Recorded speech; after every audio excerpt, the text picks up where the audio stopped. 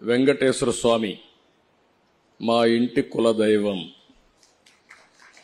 మా ఇంట్లో నుంచి నేరుగా చూస్తే మంగాపురం సైడు గోపురం అక్కడంతా కూడా 3 నామాలు కనబడుస్తూనే ఉంటాయి. ఇంట్లో నుంచి పైన ఎక్కి చూస్తే తిరుమలలో ఉండే 3 నామాలు ఇంటి దగ్గర నుంచి చూసే అవకాశం వస్తుంది. నేను నమ్మిన దేవుడు, నమ్ముతున్న దేవుడు, నేను ప్రార్థించే దేవుడు వెంకటేశ్వర స్వామి అని చెప్పి కూడా నేను మీకు తెలియజేస్తున్నా. ప్రతిరోజు ఒక 2 నిమిషాలే నేను ఒకటే కోరుకుంటాను. దండం పెట్టుకొని 1 నిమిషం ప్రార్థన చేసి,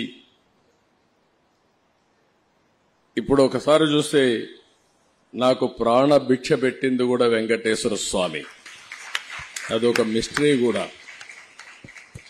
2003లో నా మీద 23 క్లేమోర్ మైన్స్ ని బ్లాస్ట్ చేస్తే సాక్షాత్తు వెంకటేశ్వర స్వామి నాకు ప్రాణ భిక్ష పెట్టాడు. ఏదో చెయ్యాలని ఆ రోజు నన్ను కాపాడాడు. అలాంటి వెంకటేశ్వర స్వామిని నేను ప్రార్థించేది, నాకు శక్తి, సామర్థ్యాన్ని, తెలివితేటలు ఇవ్వండి. ప్రపంచంలోనే తెలుగు జాతి నెంబర్ 1 జాతిగా ఉండడానికి ఆశీర్వదించండి. ప్రపంచంలోని ఇండియన్స్ అందరూ కూడా గ్లోబల్ సర్వీసెస్ అంటే ప్రపంచంలో ఉండే ప్రజలకు సేవలు అందించే అవకాశాన్ని కల్పించండి. ఈ దేశంలో పేదరికం లేని సమాజం, అందుకే ఇటీవల నేను మాట్లాడుతున్నా జీరో పావర్టీ. మనందరి బాధ్యత.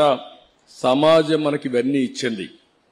ఈరోజు నేను ఒక ముఖ్యమంత్రిగా ఉన్నా, రమణ గారు former chief justice of India అయినా, లేకపోతే వేదిక పైన ఉండే పెద్దలు కొంతమంది మంత్రులైనా, ఇక్కడికి ఉండేవాళ్లు వివిధ రంగాల్లో బ్రహ్మాండంగా రాణిస్తున్నా, ఇది మనకు సమాజమే ఈ అవకాశం ఇచ్చింది. అలాంటి సమాజంలో పేదరికాన్ని, అందుకే నేను ఒక స్లోగన్ తీసుకున్నా, జీరో పావర్టీ నేషన్. కృష్ణా పుష్కరాలు పెట్టినప్పుడు దగ్గర ఒక 3 లక్షల మందికి భోజనం పెట్టే పరిస్థితికి వచ్చారు. మేము అన్నా క్యాంటీన్ పెట్టినప్పుడు ఆ అన్నా క్యాంటీన్కి వాళ్ళకే అప్పచెప్పాం. ఒక చిన్న కంప్లైంట్ లేకుండా బ్రహ్మాండంగా అన్నా క్యాంటీన్ నిర్వహించిన ఘనత కూడా అక్షయ పాత్రదని చెప్పి కూడా నేను మీకు తెలియజేస్తున్నా. 203 కేంద్రాలు పెట్టాం. ఆ 203 కేంద్రాల ద్వారా పెద్ద ఎత్తున పెడితే ఈరోజు గడచిన ప్రభుత్వం అన్నా క్యాంటీన్ల పైన కక్షగట్టి మూసేసే పరిస్థితికి వచ్చారు. మళ్లీ తొందరలోనే అన్నా క్యాంటీన్లు ప్రారంభిస్తామని చెప్పి మీ అందరికీ హామీ ఇస్తున్నా. దీనికి ఒక స్ఫూర్తి కూడా ఉంది. ఒక పక్క అక్షయ పాత్ర, ఒక పక్క నందమూరి తారక రామారావు గారు కూడా మొట్టమొదటిసారిగా తిరుమల తిరుపతి దేవస్థానంలో అన్నదానం ప్రారంభించారు. ఆ కార్యక్రమానికి శ్రీకారం చుట్టారు. పెనుగొండలో ఒక పక్క లక్ష్మీ నరసింహస్వామి స్టాచ్యూ 108 అడుగులు సింగిల్ స్టోన్ తో తయారు చేయడానికి ముందుకు వచ్చారు. అది నేను ఎప్పుడో అప్పచెప్పాను, కానీ గడిచిన ప్రభుత్వం దానికి కూడా అడ్డుపడే పరిస్థితికి వచ్చారు. ఏ మంచి కార్యక్రమం ఉన్నా దాన్ని అడ్డుపడడం 5 ఏళ్లలో ఈ రాష్ట్రంలో జరిగింది. ఇంకా అలాంటి స్పీడ్ బ్రేకర్లు గాని విధ్వంసంగా ఉండదు. పూర్తిగా ప్రోత్సహిస్తాం.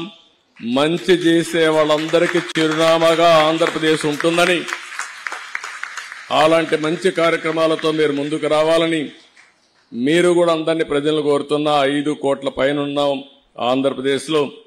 తెలంగాణ ప్రపంచం అంతా కలిస్తే 10 కోట్ల మంది తెలుగు జాతి ఉంది.